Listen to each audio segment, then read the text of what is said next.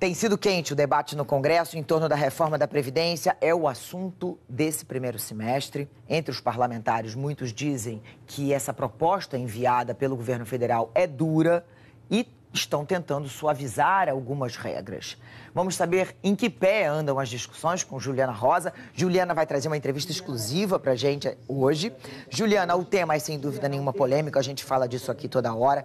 Ele mexe com a vida de todo mundo. Agora, se o assunto for mexido demais no Congresso, corre o risco da reforma ter o seu efeito anulado, né?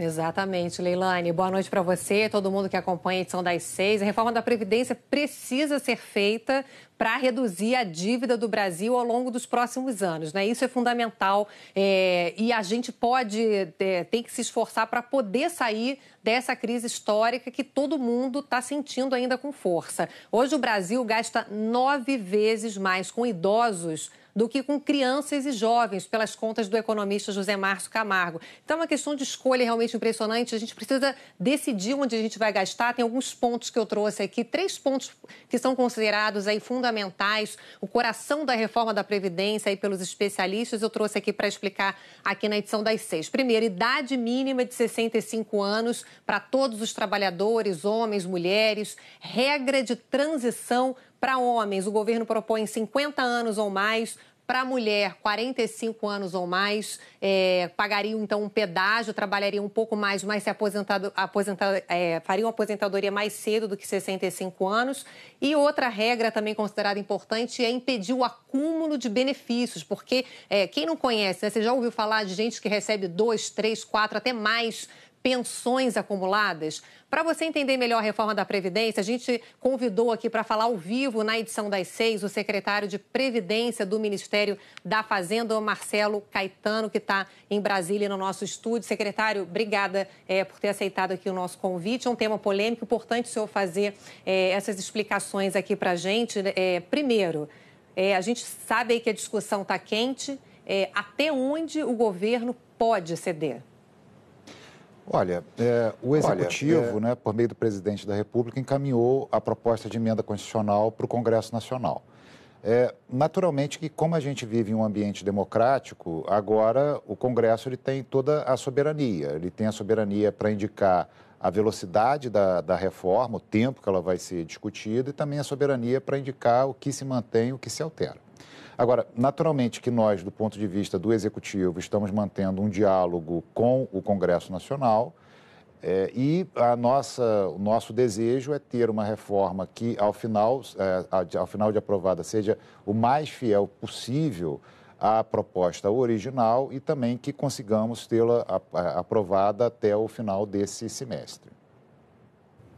Secretário, eu queria fazer uma pergunta. Sim. Pergunta aqui pra gente, me param na rua, que é o seguinte: essa reforma é para todo mundo? Políticos, por exemplo, vão fazer também sacrifício? Outros segmentos que estão fazendo pressão no governo, eles também vão entrar aí nessa cota de sacrifício da reforma da Previdência? Com certeza. Um dos grandes nortes dessa reforma é a harmonização de regras entre servidores públicos e não servidores públicos, entre políticos e não políticos. Então, o meu caso, concretamente, eu sou um servidor público e as regras que passam a se aplicar a mim são as mesmas regras que passam a se aplicar a alguém que não é servidor público. Tem algumas pequenas diferenças, mas, enfim, a questão da idade, da regra da fórmula de cálculo, da regra de correção do benefício, passam a ser iguais. Agora, o que acontece também, isso é importante colocar, existem regras de transição, isso é importante ficar bem claro, tá? Que não vai mudar do dia para a noite, quer dizer, não é que logo após a reforma todo mundo vai se aposentar aos 65 anos, de modo algum. Quer dizer, o que acontece? Há regras de transição para aqueles homens que têm 50 anos ou mais de idade e aquelas mulheres que têm 45 anos ou mais de idade.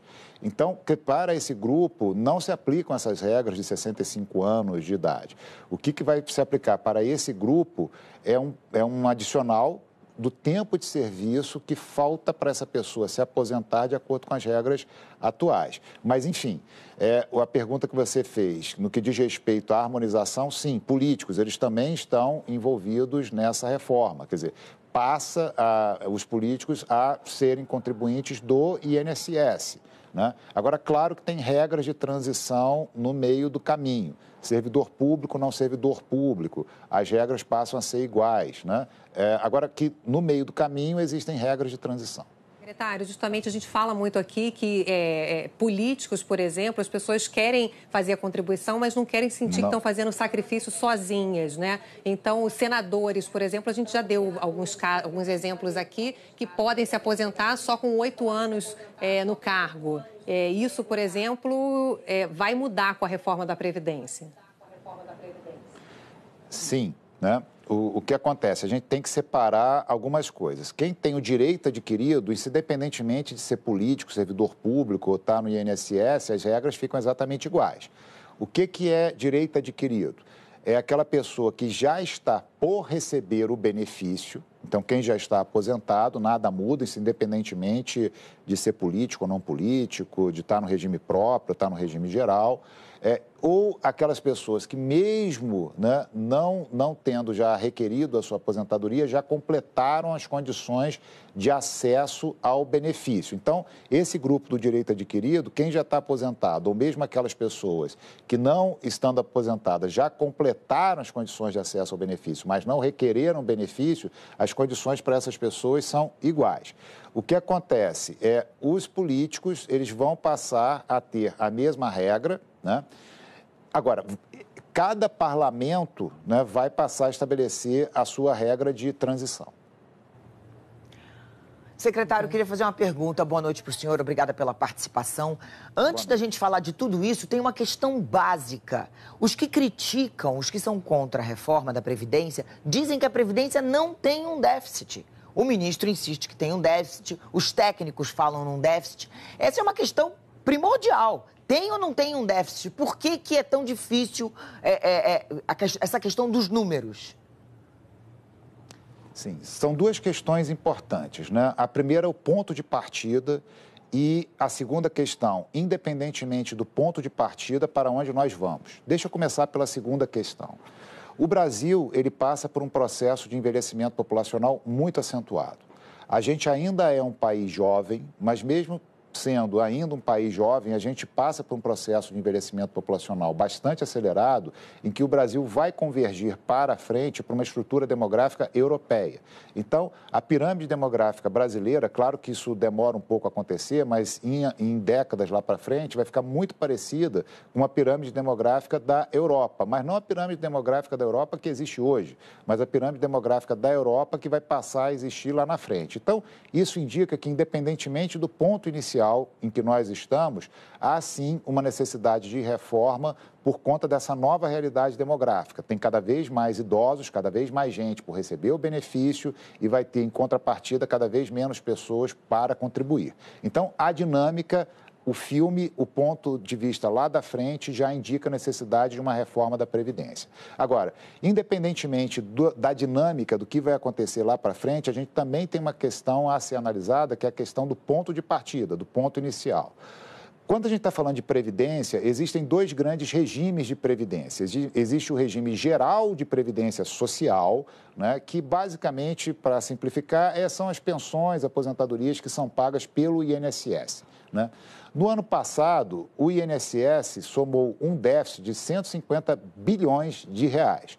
Como que se calcula esse déficit do INSS? É a diferença daquilo que ele arrecadou de contribuição. Como é que vem a contribuição do INSS? Quem trabalha no setor privado, todo mês, quando pega o contra-cheque, vai ver lá um desconto da contribuição para o INSS. Então, o recolhimento dessas contribuições que as pessoas fazem, e os empregadores também fazem as contrapartidas deles. Então, se soma toda essa contribuição e se subtrai o que o INSS pagou em termos de aposentadorias e pensões, os benefícios previdenciários. Quando a gente faz essa diferença entre o que o INSS arrecadou de contribuições previdenciárias e o que se gastou com pagamento de aposentadorias e pensões, no ano de 2016, o déficit ficou na faixa de 150 bilhões de reais. Agora, não é só o INSS, há também o setor público, os regimes próprios de previdência. São os funcionários públicos que se aposentam com um regime diferenciado. Somente na União, se a gente for somar o regime previdenciário dos civis e também as reservas e reformas, né, e pensões dos militares, a diferença entre o que se arrecadou de contribuição previdenciária e o que se pagou, né, de benefícios de aposentadorias e pensões dos civis, reservas, reformas e pensões dos militares, totalizou um valor de 77 bilhões de reais. Então, somente na União para o governo federal, houve um volume de dispêndio que superou o volume de arrecadação no montante, se for somar 150 bilhões com 77 bilhões, 227 bilhões de reais. Mas quando a gente considera a Previdência, não é só servidor público da União, também existe servidor público de estados e municípios. Então, o déficit ele foi ainda maior.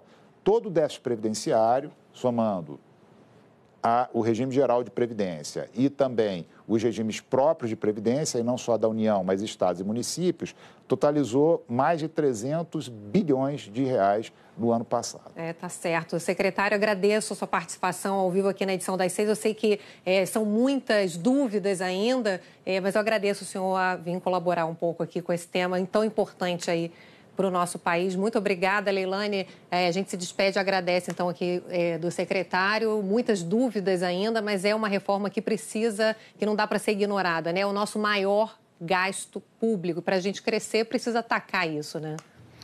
Sim, sem dúvida nenhuma, Cristiana. O secretário Marcelo Caetano deixou absolutamente claro, foi muito simples de compreender todas as explicações que ele deu. Secretário Marcelo Caetano, muito obrigada. Juliana Rosa, muito obrigada, como sempre.